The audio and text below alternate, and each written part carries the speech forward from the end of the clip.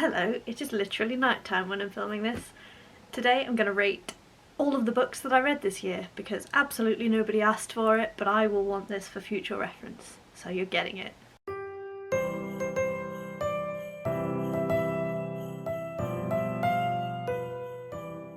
If you've been with me since the beginning of the year and you watched my New Year goals video, bullet journal setup, you will know that I wanted to read more this year. And I set my goal of one book per month.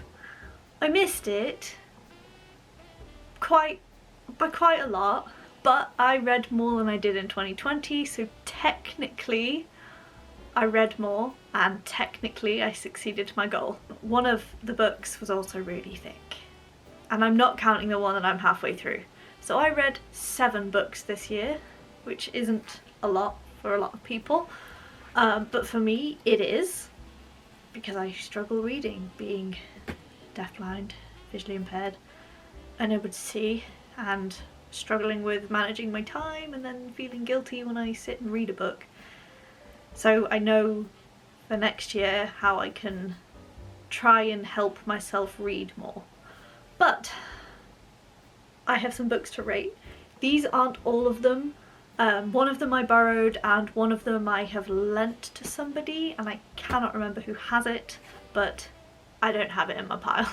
But the first book I read in 2021 was this one, Diana, Her True Story in Her Own Words, and I loved it because I'm a little bit obsessed with royal family gossip.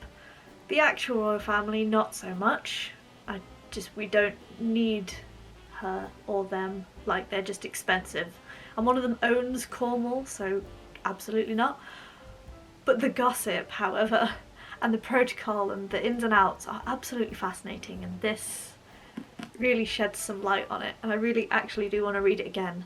I think because it's non-fiction it's easier to read again.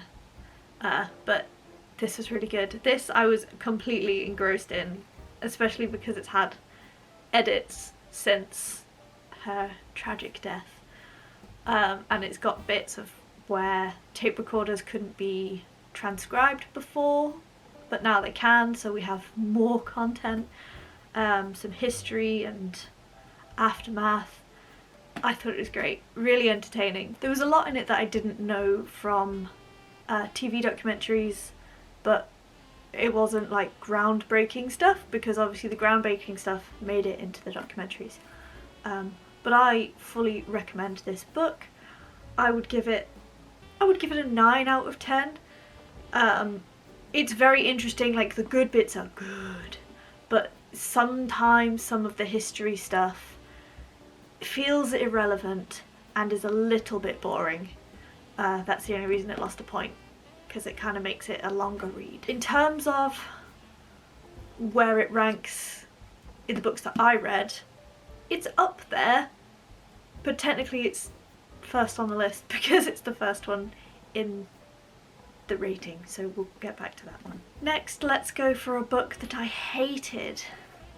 Lord of the Flies, William Golding. Nobody normally chooses to read this.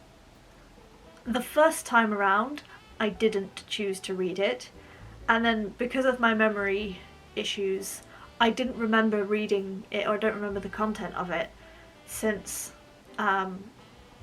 reading it in school for a GCSE.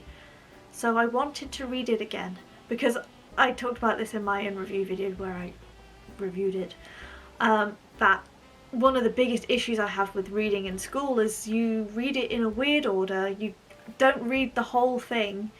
You like stop at like chapter 4 or 7 and then you hyperanalyze it, and then you have time to read the rest. You get penalised for reading ahead. So I wanted to read all of it. I can admit when I was wrong. That was a terrible idea. Hated the book. Just like the plot could be good, I guess. It's written really old-fashioned and I hated it. And the really graphic scenes in it, also not a huge fan.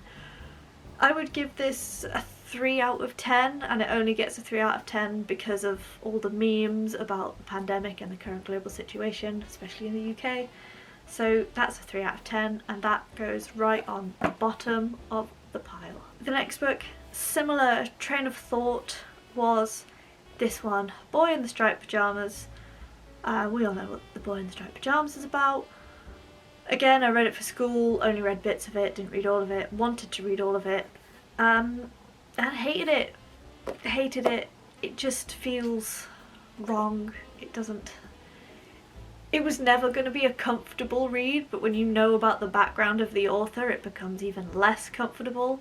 And the fact that it tries to frame it as, oh no, let's feel sorry for a Nazi because he killed his own son. Like, sorry, but no. Don't try it. So, hated it. 1 out of 10. Please recommend me something better to read than The Boy in the Striped Pyjamas. Had I done more research beforehand, I probably would have just left this in history, but I didn't. Lesson learned, 1 out of 10, and very much on the bottom of the pile. I believe this was the book that I read next because I remember polling them on Instagram, asking, hey, here's a basic plot point, here's the back of the book, here's the front of the book, and then for the other one, which should I read first? Everybody said this one. I also hated this one. It was very readable, I read it quite quickly, and it was interesting to follow along to, but there were a lot of cliches and there are a lot of bits in there where you're like, this is so illegal, this is so unethical, this just would not happen. And yet I know it's fiction, but it was just so outside of the realms of possibility that you're just like, oh, that's a bit far-fetched even for fiction. Tarot card in here. But yeah, it was just it was really far-fetched, and like, I didn't hate it. It reviews really well, but it was too cliched for me. So I'm gonna give it 6 out of 10 because the overall storyline is great, but the way it's all tied in together is not great, and I just couldn't look past the bits that were so out there. So yeah, 6 out of 10, and that is how we're looking so far. Next is a book I don't have to hand, so I am just going to use the tarot card because it fits. It's not actually a tarot card, it's the inside for my tarot deck that I used as a bookmark, apparently. The Sacrificial Man, and I can't remember who it's by, I'll put their name on screen now, but that was a good book. That I didn't see coming at all. It was cliched, but not in the normal way, so it stuck to all the like, oh, the suspect has mental health concerns, but it wasn't any of the normal health. You know what I mean? In terms of literature, it's always like one of two things. It wasn't that. And then there was something else in it that usually happens, and that's kind of like the, well, it's not really spoilers, it's in the plot point. The guy that is ill and is searching for someone to help die, the illness isn't what we think it is, and then it isn't any of the cliched ones that it usually is instead.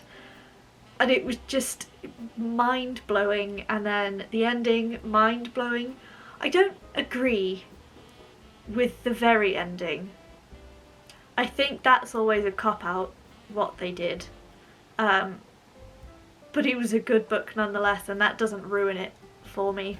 So I want to give that book a 10 out of 10, and I mean, you obviously can't see it, but it's on top of Diana there. It's the best book I read out of those ones, and when I get that book back from whoever has it, I might even read it again, because it was good.